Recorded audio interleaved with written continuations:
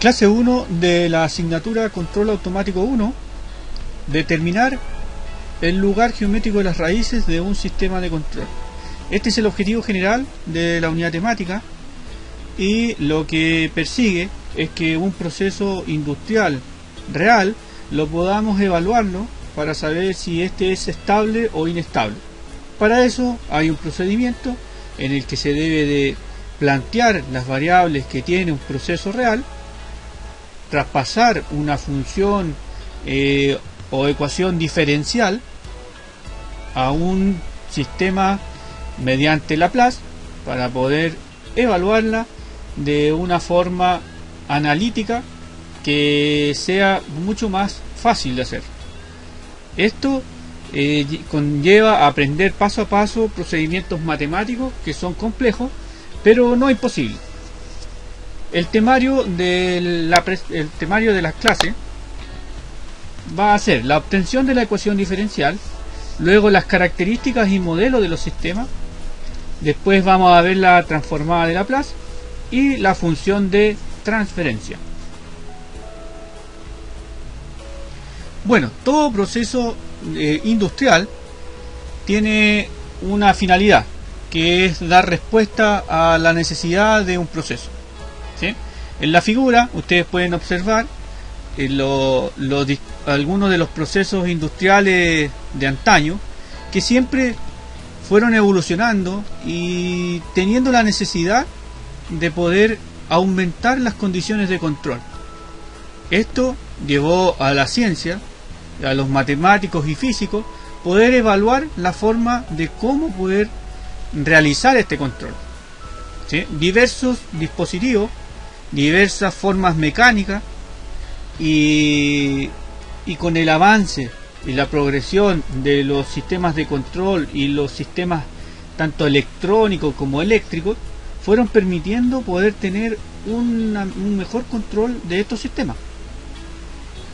Desde allí viene la posibilidad de ir automatizando los procesos progresivamente para poder llegar definitivamente a sistemas que hoy en día se controlan solos. Solamente la componente humana está involucrada en una etapa de supervisión, en la que yo visualizo el comportamiento del proceso, pero todo el proceso es automático. Todo esto nace de un fundamento propiamente tal matemático, que nos permite evidenciar las variables de un fenómeno físico. Todo esto que se ve en el proceso real, por ejemplo, en el estanque tenemos flujo, tenemos condiciones de nivel, tenemos condiciones mecánicas para el dispositivo que es el que da la entrada y salida del flujo, etcétera. Todo eso responden a una condición que es propiamente física de un fenómeno. Y es ahí donde la importancia de levantar el proceso está en poder alinear el comportamiento con algún fundamento físico, con alguna fórmula, con algún teorema que existen desde ya hace muchos años. Entonces el desafío está en que cada una de las problemáticas de control las puedan alinear con algún fundamento matemático o físico o químico, dependiendo de las condiciones de ese proceso. En general, la progresión histórica de la automatización y del control están enmarcados en el desarrollo de hitos que tiene la historia. Los principales hitos son aquellas revoluciones y las guerras más importantes que vemos. Es ahí donde se va desarrollando y enmarcando el desarrollo de esta ciencia. Luego, en los tiempos más modernos, es el desarrollo de la electrónica, de la microelectrónica y la nanoelectrónica la que marcan la posibilidad de poder ir aumentando las condiciones de control para los sistemas o los procesos.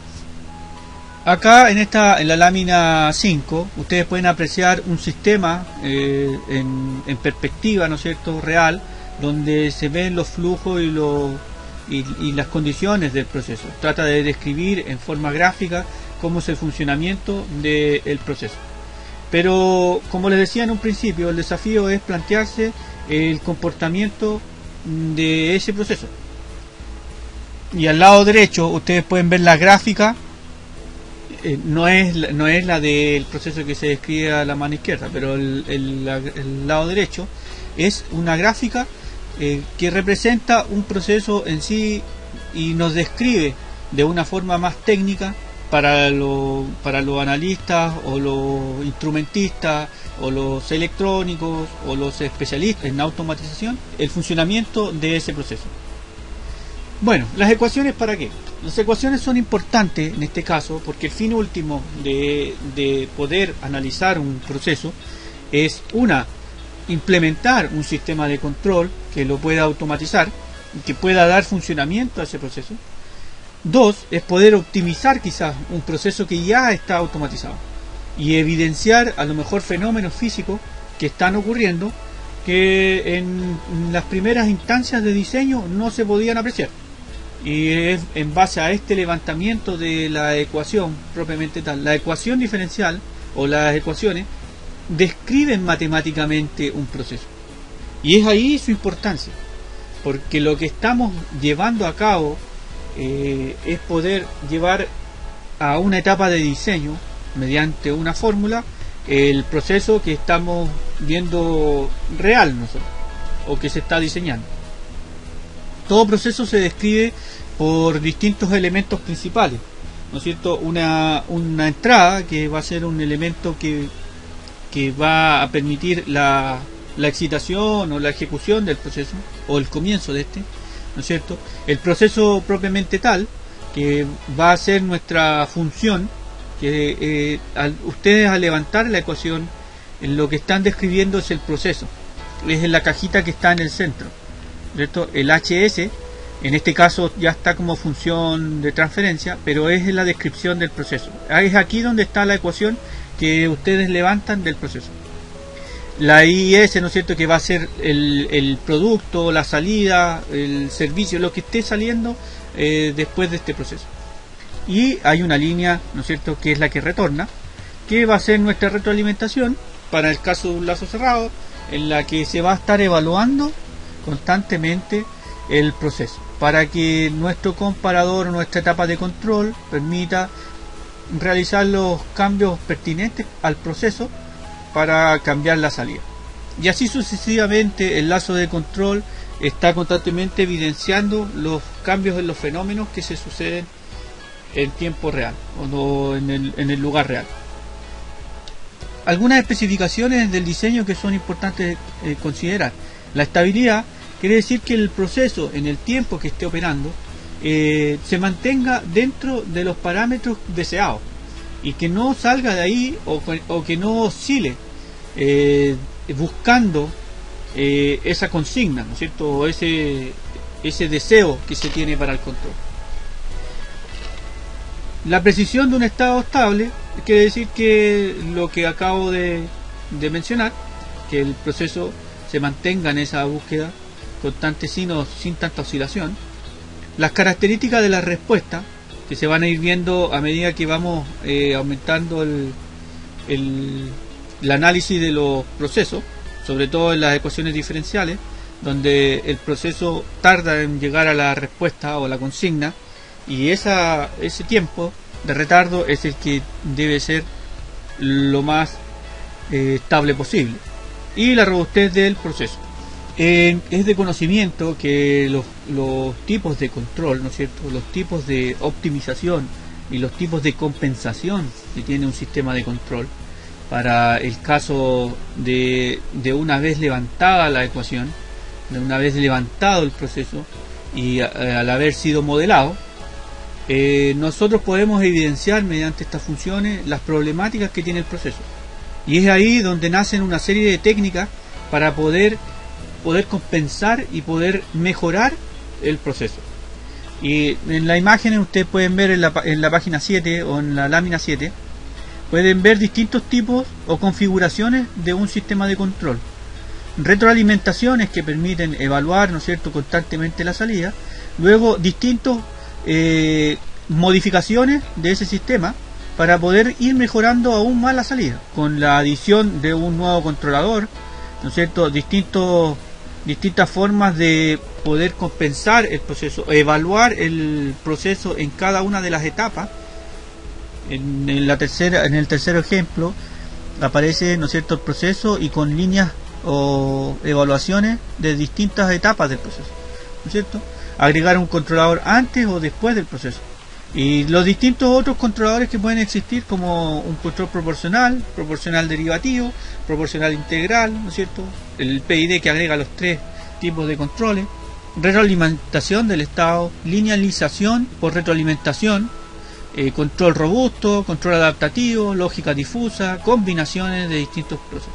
Y es aquí donde está también el desafío de poder, una vez encontrar las falencias o lo que está sucediendo en el proceso, poder seleccionar el control o la compensación más adecuada. Bueno, en la lámina 8 se aprecia un ejemplo visto en clase donde estaba el control de una antena, ¿no es cierto?, el posicionamiento de una antena. Se describe el diagrama de bloques del proceso, ¿no es cierto?, la retroalimentación de la información. Pero ¿cómo evidenciamos realmente este proceso? Tenemos, ¿no es cierto?, un equipo controlador donde se producen la adquisición de datos desde la antena y también del envío de información. Bueno, vemos un código que es el que está abajo, que es aquel código que se implementa como usuario, ¿no es cierto?, como en el computador. ID va a ser el comando de usuario, o sea, va a ser la información que se va a ingresar en el computador. Y va a ser lo que viene del sensor, ¿no es cierto? El IN es la retroalimentación que viene desde la antena, la información propiamente tal que está ingresando. Entonces, se va a producir una comparación donde se va a dar como resultado el error o el porcentaje de error, de acuerdo a lo que nosotros hayamos colocado como consigna, que va a ser la entrada, ¿no es cierto? Luego se va a hacer el código del controlador, ¿no es cierto?, va a ser el código que debe de cumplir o la función que debe de cumplir esta información. La salida del controlador, el XS, va a ser, ¿no es cierto?, el resultado de la ejecución del controlador, o sea, la señal que va a permitir a la antena poder llegar a la posición, ¿no es cierto? Y bueno, y la salida es la salida de esto. Esto es como se describe desde un usuario el procedimiento, o sea, el proceso. Como este gráfico en bloque describe lo que sucede realmente en un proceso. Para esto les llevé un ejemplo de un proceso real. Este es un proceso de producción de leche, en la que existen una serie de variables y un intercambiador de temperatura. ¿Qué quiere decir? Que van a haber ductos que van a llevar vapor, ¿no es cierto?, en su interior. Hagan de cuenta un serpentín, ¿no es cierto?, le va a ingresar vapor a alta temperatura. Y por el otro ducto va a estar la leche, va a pasar la leche. Entonces se va a producir en el paso de los dos ductos un intercambio de temperatura, lo que va a producir un efecto en la leche. ¿Sí?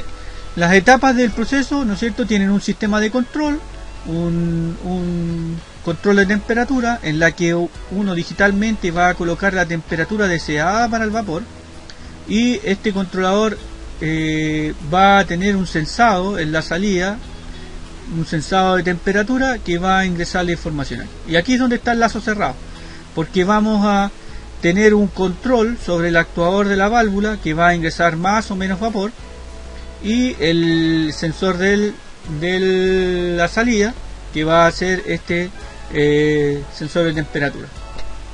Y es aquí donde está el lazo cerrado. El proceso se produce acá, ¿no es cierto?, donde está la leche, donde suceden los fenómenos físicos. Entonces, ¿cuáles son las etapas del análisis de este proceso? El análisis, lo primero, se debe de identificar las variables fundamentales que producen cambios en el proceso. Y es aquí donde se asignan los distintos nombres a las variables, ¿cierto? Tanto las temperaturas, ¿no es cierto?, los caudales de vapor y las distintas condiciones que tienen estas variables deben de ser asumidas por la persona que está haciendo el levantamiento del proceso. En este caso son ustedes los que se van a plantear en un proceso real y hacer el levantamiento de esas variables. Una vez levantadas las variables, debemos describir el diagrama de bloque del funcionamiento de ese proceso. Quiere decir, en la etapa de control, donde está nuestro valor de consigna, que va a ser ISP o el set point, ¿no es cierto? El sensor que es el que nos va a retornar la variable, ¿no es cierto? El sensor de temperatura, y esto va a ser una comparación, el que va a mandar la señal de error al controlador para que evalúe una señal para en este caso para el actuador o el dispositivo que va a estar ejecutando el cambio en el proceso. También se describen las perturbaciones que se encuentran en un proceso. Siempre van a haber variaciones o perturbaciones exteriores, alteraciones al proceso ideal que deben de ser consideradas. Es ahí donde ustedes deben de evaluar muy bien el proceso, muy bien qué es lo que sucede. Por ejemplo, efectos externos son la temperatura ambiente, vibraciones que proceden de otras etapas del sistema, puede ser ruido que se encuentra en el ambiente, etcétera. Un montón de perturbaciones que pueden ingresar al sistema o al proceso. Y es allí donde se va describiendo estas cajitas, que son los bloques que van a ir modificando y mutando el sistema. Cada una de estas cajitas contienen fórmulas que tienen relación con la ecuación. Y es ahí el desafío de esta primera unidad, el entender que estas cajitas contienen una ecuación que proviene de la ecuación diferencial o de la ecuación real que tiene el proceso. Todo proceso se describe por una ecuación que va a ser la relación entre la salida y la entrada. La salida y la entrada de cada una de estas cajitas. En este caso, esta fórmula que tienen ustedes abajo va a ser la función de transferencia, que es el objetivo final de todo este procedimiento matemático. El IS va a ser la salida y el ISP la entrada. Entonces lo que están haciendo aquí es la relación matemática que existe entre la salida y la entrada, y eso se describe en una ecuación matemática. En este caso está considerando, al no considerar la perturbación, que lo dijimos en clase, está considerando la multiplicación, ¿no es cierto?, de todos esos elementos, y con la retroalimentación de todos estos elementos más el sensado. ¿Ya? Esta ecuación que está aquí describe eso. Aquí está la ecuación que describe, ¿no es cierto?, la incorporación de la perturbación. ¿Ya? Si se fijan, aquí la evaluación es distinta. Estamos evaluando IS, que es la salida, y la perturbación. Entonces, ¿qué es lo que sucede aquí en este trayecto? Todo eso se suma en una ecuación final donde se agrega la perturbación y podemos tener la ecuación diferencial o el análisis, en este caso del lazo cerrado que tiene este proceso. Es así, esto es la finalidad de esto. Si yo veo que alguno de estos elementos que está acá, o la leche está saliendo mal, o el procedimiento de la etapa de vapor está con alguna deficiencia, tendré que evaluar matemáticamente qué es lo que sucede, dónde es el proceso, y aquí es donde yo puedo compensar o puedo colocar algún elemento que me mejore el proceso. Eso es en sí la finalidad de todo esto. Todo el análisis de la función de transferencia se hace en otro plano. Esto es porque la ecuación diferencial trabaja en base al tiempo, y al estar en base al tiempo se requeriría de un análisis muy extenso para evaluar el proceso en cada uno de los segundos que se evidencia el fenómeno. Por ejemplo, si el proceso en una hora se está comportando de cierta forma, nosotros para hacer el análisis deberíamos de tener una gráfica o una descripción de cada segundo que sucede el fenómeno. Y ese análisis les aseguro que es lo más complejo que puede existir.